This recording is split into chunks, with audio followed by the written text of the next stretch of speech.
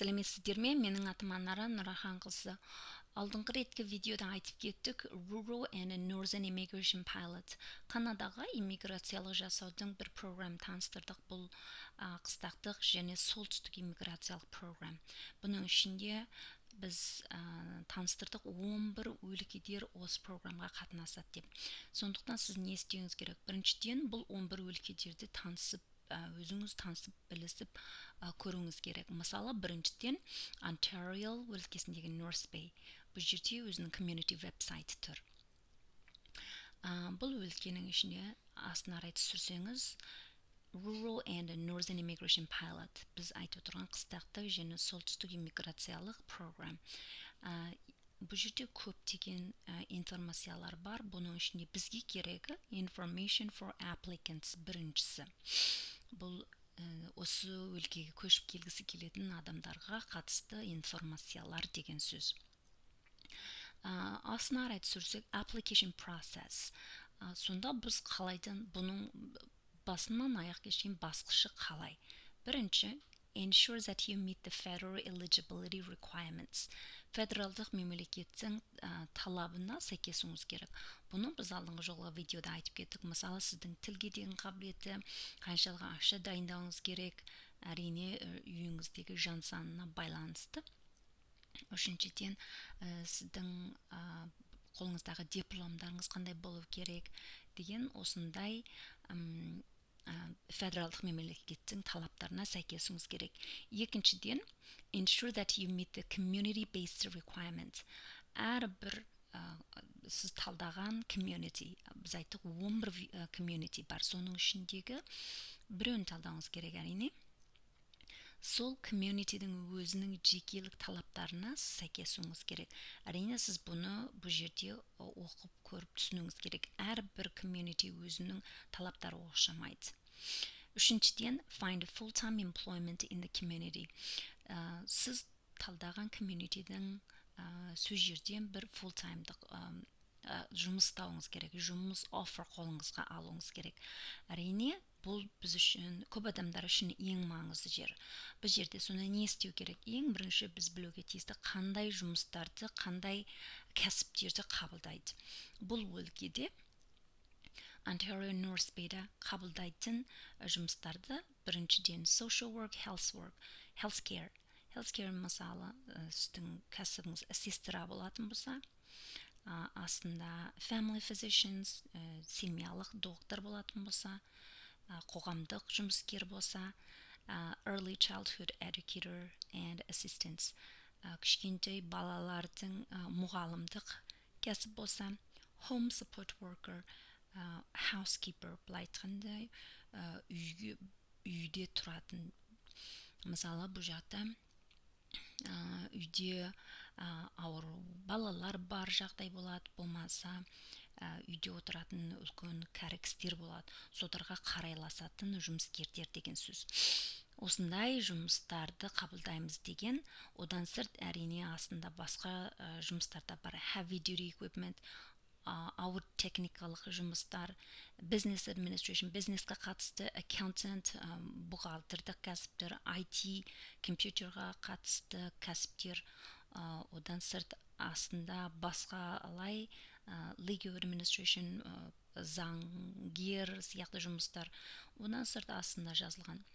Мысалы, сіздің кәсібіңіз бұл жерде жазылған жоқ, бірақ өте жоғары деңгейдегі skill қабілетіңіз бар болатын болса, оны да ойластырамыз. Мысалы, 10 адамға шейін ойластырамыз деген.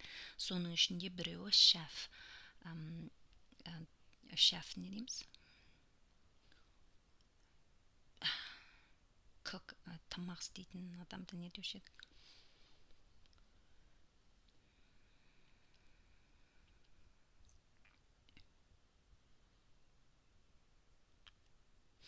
Окей, одан төртіншісі, сіз қолыңызға әрине осы кәсіптердің ішіндегі біреу бар болатын болса, қолыңыздағы дипломыңыз. Әрине біз айтқан кезде сіз қолыңызда жоғары ортаны бітірсеңіз болды депкен айтқан. Бірағында бұл жерде кімнің қабілеті жоғарырақ болатын болса соны талдайды.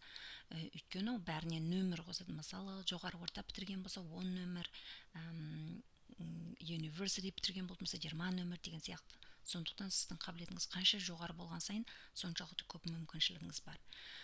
Бірінші сол кәсібіңізді талдауыңыз керек. Бұл өлке сол кәсіпті қабылдай ма екен. Екіншіден, build your candidate profile. Міне жерде rural and northern immigration pilot үстінде тұр North Bay area. Ontario North Bay'дағы солтүстік және қыстақтық иммиграциялық программ. Бұл жерге сіздің жекелей аты жөндеріңізді, мемлекетіңізді, қалайда сізбен хабарласуға болады, қанша адам келеді, семьялық адрестеріңіз қалай, одан сырт бұл жерде сіздің қолыңыздағы дипломыңыз қандай, қайсы мектепте оқыдыңыз, не кәсіп бітірдіңіз деген сияқты осындай көп материалдарды нақтап толықтап жазады. Сіздің жұмыс тарихыңыз, қандай жұмыс істедіңіз деген сияқты. Одан сырт астында әрине бірнеше графалар бар, оның бәрін толық нағыз толтыру керек. Одан сырт енді бұл жерде мен мына бәрін толтырмадым, сондықтан мен екінші немесіне бара алмаймын. Мына жерде астындағы нәрсесін көре алмаймын. Бірақ да екінші бетіне әрине сіздің жаңағы оқу тарихыңызға қарай отыра, жасыңызға қарай отыра, мүмкін сол жердегі жұмыстарды қайсы жұмыс берушілер бар, содарға сіз өзіңіздің CV-дарыңызды тапсырасыз. CV-дарыңызды тапсырып, одан арғарай сол жерден жұмыс офферді осы жерден алуыңызға болады. Әрине ең басында жазылған бұл жерде the North Bay area RNIP team will not assist candidates with their search for employment. Бұл жеке өлкедер сізге жұмыс іздеуіңізге көмектеспейді. Ол өзіңіздің responsibility, өзіңіз тауыңыз керек деп жазылған. Мына үшіншіден сіз бір job offer алатын болсаңыз, әрине төртіншісіне барасыз, төртіншісіне толтыруға тиісті тағдым тіпті көп графалар бар. Одан арғарай сізді жақсы көріп алып қаламыз дейтін болса, бұл өлке арқылы сізді федералдық governmentқа қарай арғарай басқа тағы да графалар бар. Әрине біз бұл адамды алып қаламыз деген. Ең соңында айтып кеткені fraud and misrepresentation. Канада мемлекетінде шындықты сөйлеу өте маңызды. Сондықтан бұл жерде өтірік графа жасаған, болмаса сіздің job offerіңізді басқа жолдарменен қолыңызға тигізген, мысалы біреуге ақша беріп, болмаса біреуден ақша алып деген сияқты осындай жолменен алған job offer болатын болса, бұның бәрін сенімсіздік деп есептеледі. Былай айтқанда арғарай сізді ойластырмайды деп жазылған. Әрине бұл әрбір комьюнитидардың ішіндегі осындай информацияны өте қанық көруіңіз керек. Сонымен мен бұл жерде бір өте қысқаша генә айтып кеттім. Сұрақтарыңыз болса, комментарийға жазыңыз.